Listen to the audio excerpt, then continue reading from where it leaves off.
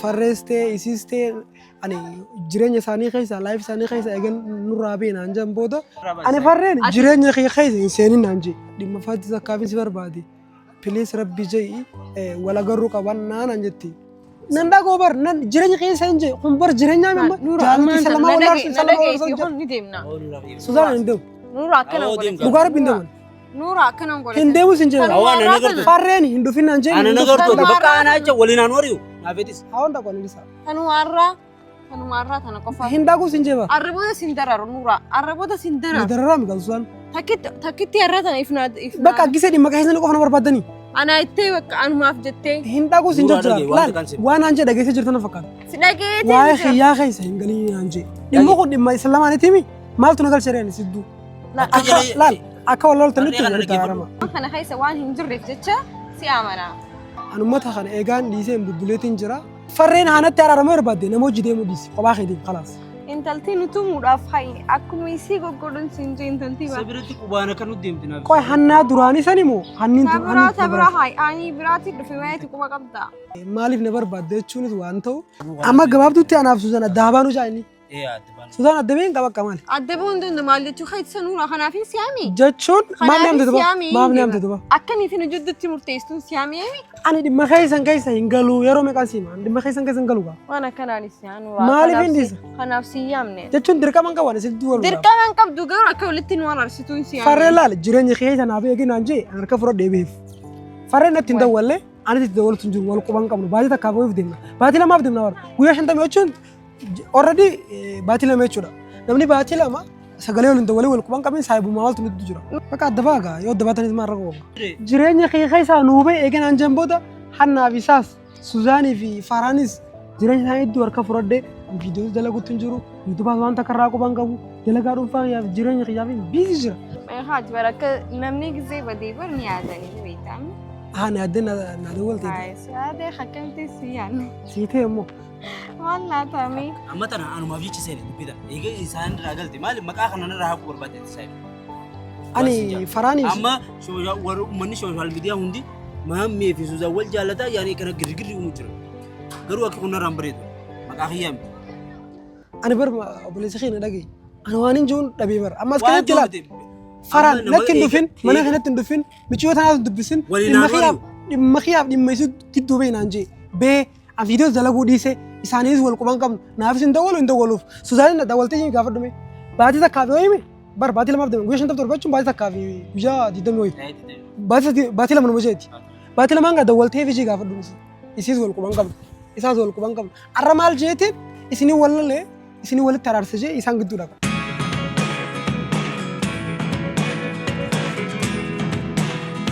Ashamaa kabajamtootaa fi hordoftoota keenyaa isin gaanamaatiin barbaaddanii namni kun eessa badee maal jira halaaqama keessa jiraataniifis nama ni yaafattanii tokko warri na dhiyaatu Nuura eessa baddee viidiyoo maaliif hin daleenu jettanii nuti gaa viidiyoo dalaguu hin dandeenyu jireenya akka kanattuu gaa ulfaatee jira biyya kana keessatti jireenya kana jala fiiguu fi nutis kanuma yaala qabsoo keenya itti fufnee fiiguu jirra egaa akkuma beekamutti hedduu takkaan badee baatii lamaaf hin deema baatii takkaa fi guyyaa 50 wayii baatii lama ittanis fudhachuu dandeessanii so edaa Suzaan dawwalteeti Nuuraa dhimma guddaa takkaafiin si barbaadan aan jettee egaa maaliif akkana barbaadan hin beeku anummata kana eegaan dhiisee bubbuleetiin jira farreestee isiistee ani jireenya isaanii keessa laayif isaanii keessa eegan nurraa beena anjaan booda irraa beetiin jira namni takka gisee sittiin haajame siin jedhu maaliif na barbaadde jechuunis waan ta'u dhimmiti isaanii maal akka ta'e hin beeku keessattuu kan Zuzii kunfaan gaa hedduu takka nama yaachisa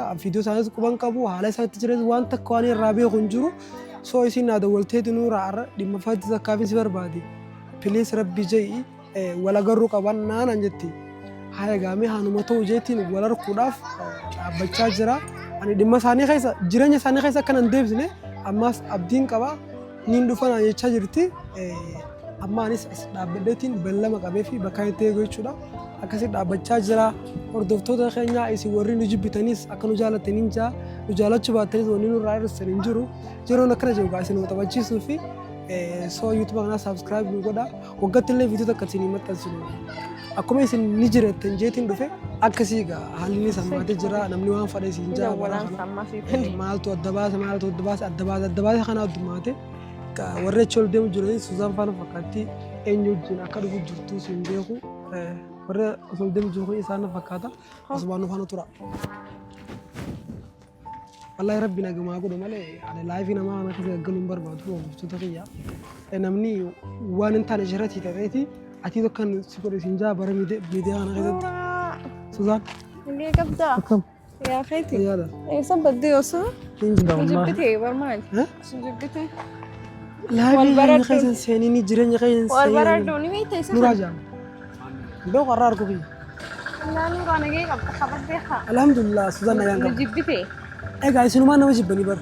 Ani tila keekin ati nama jibbuu ta'anii. Jireenya keenya keessaa nuu bahii akkaana waan jireenya keessan keessatti mana ijaarradhee jiraadhutti jireenya keenya keessaa nuu bahii eeganaan gitti hin booda. Haati barakka namni gisee badee bar ni yaadanii beektaami.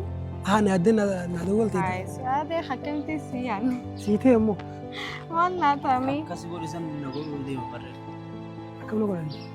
Jireenya Eenyu isa inni? keenya keessaa Inni jechuun laalmaamme Nuuraa maaliin beektaa maammeen ammaan kana nama Farhaan nama saahiba ta'ee nama lubbuu isaa baasee akkuma isa geessee wanta jee ammaan kana nama Farhaaniif namni dhufee hani nama maarree jaanii san dhuftee maammeen Suzaan jaalatamnam jetteen hedduu malee Farhaanii wajjin wal rakkuu jiran beektaa. Ammaas akkasumatti girgirrii keessa jirtanii.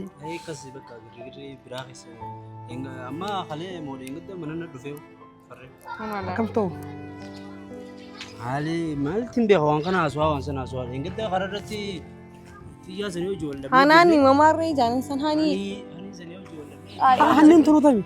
Intaltii nuti muudhaaf hayi akkuma isii goggodhuun siin jee intaltii Isa biratti qubaana kan nuti deemti naaf. Qoy hannaa duraanii sani moo hanniin ta biraa hayi ani biraatti dhufe wayiiti quba qabda. Ganda takka ganda kana galti. Alaa kulla laa ani maa mana barbaadan akka nama takkaatti. Anammaan tana wani nuti Nama jabaa jiraan an jette. Waa'ee kanaa kan jidduu laalee afarrees wal dhiyeenya qabu. Furmaata dubbii tanan kan nu danda'u jira. Ante amma furmaata nu kan nuti jeetiin siyaamee nura. Waan isin furmaata dhabdanii suuji furmaata fidaa. Jechuun hayyanii dubbista sadagaa. Ani farreen jireenya kee keessa hin seenin naan jee. Ati Anarraas gorsuun dhagi.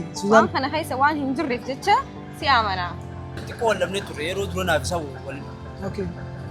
wal dhabnee turre wal dhabnee garuu deebinee wali fayyine. Deebinee wali fayyine.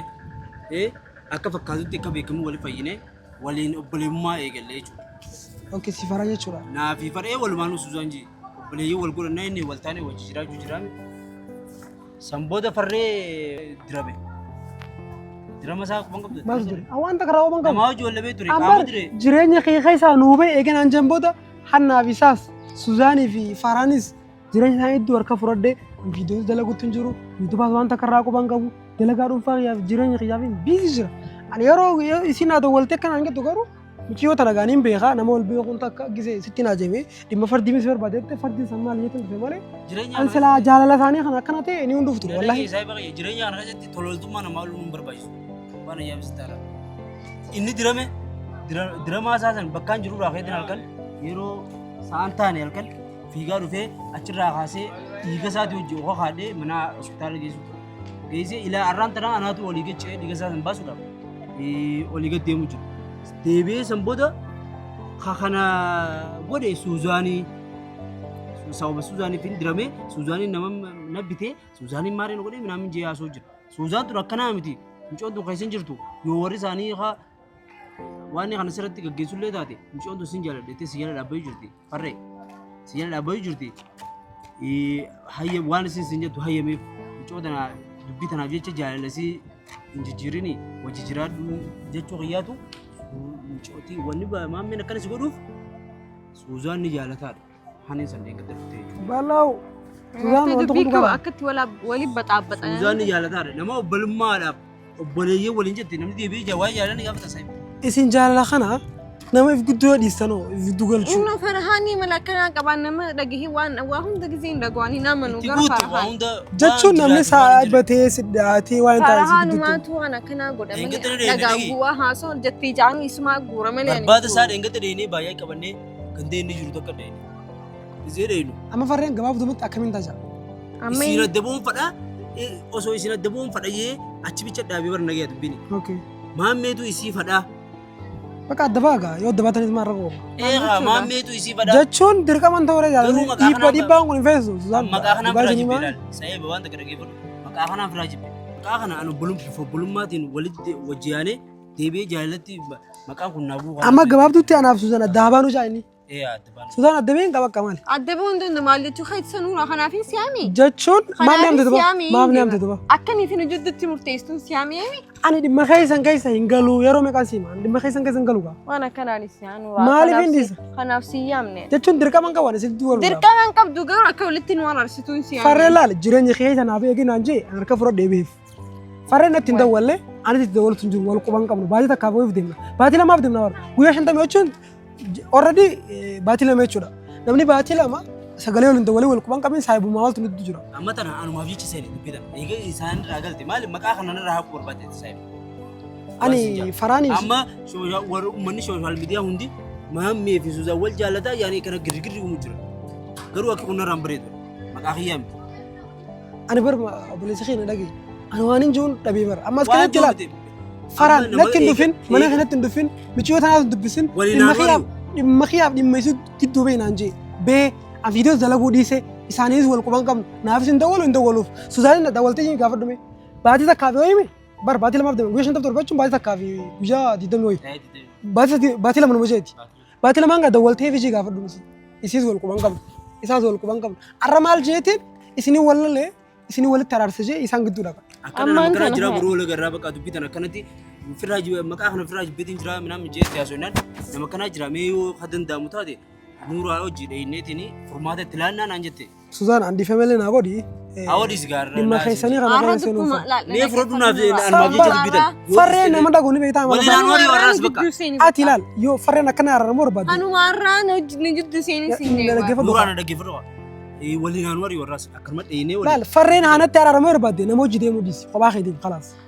Inni nan dhagahu laal ammaan tana laal nuuraa ni dhayin. Duba dhiira galii namni si jaalatu ni naafaami. Hinaafuma akka godhamu. Naafaama keenyaaf nama dararamee namaaf rakkachuu jiru tokkaaf naafaama. Jaalatti akkasii gaa akkasuma godhee yeroo tokko. Nama meeqa maratee miti saba kanatti. Maratuu miti. Amma arma dhayiniirti mokkorreeti carraa kana mokkorree. Suzaan hin dhagu. Akka nama takkaa hojiin jiraanne nama godha farreen ni beekta. Ani saba sanitti mika irraa citeef hin dhagu gaa ani isa bira. Namni takka akka namaa hojii jiraachuu hin taanetti garuu hedduu takka wallahi hedduu takka hin taajjabe. Suzaan amma yoo rabbi si laaffise bakka irraa citiin. Yoo rabbi si laaffise miti laala. Waa'ee xiyyaa kanarratti ani ilaalni beekta. Waa'ee xiyyaa kanarratti raacituu siin barbaanne ilaalni beekta. Dhimma xiyyaan alatti walii raacitan haa citanii sannan galchu.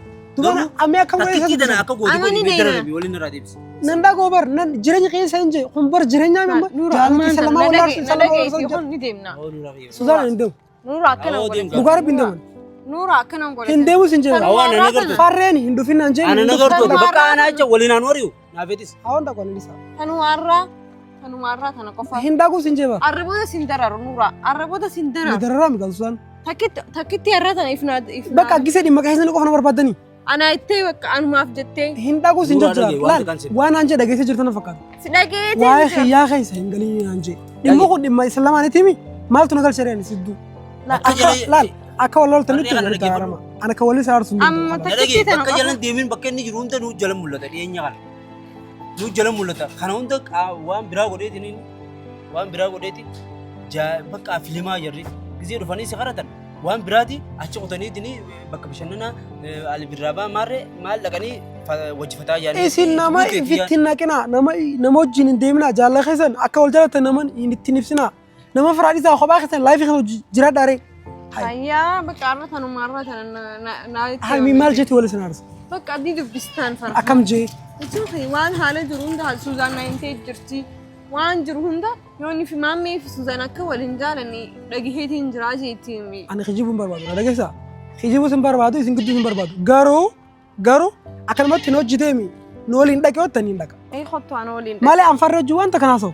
Hottu. Walii gallee. Wanta akka waa'ee isaanii lamaanii gidduutti naasa'u anfarra hojii. Haanu wadakku haanu wadakku. Zimbalo caaluma jeesan dhaqa. Kabaja farahaan. Maal jettee gisee dha itti duuba maal furmaan? Furmaanni moo bakka agaa itti silamaan wal dubbata gaa maaliin godhaa? Silama barnooti aan dhaggeessa fixannee itti baane. naafnis fixannee tokko daddabaneera. Ha? Gidduun seenanii naan jee akkamii godhu? Kottaa Haa nura. ati bakka Maammee. gootee isaan kana irraa waliin fayyisu. Nama nu gidduun seenanii jiru Maame. akkam jettee gidduu seente? Maammee koo.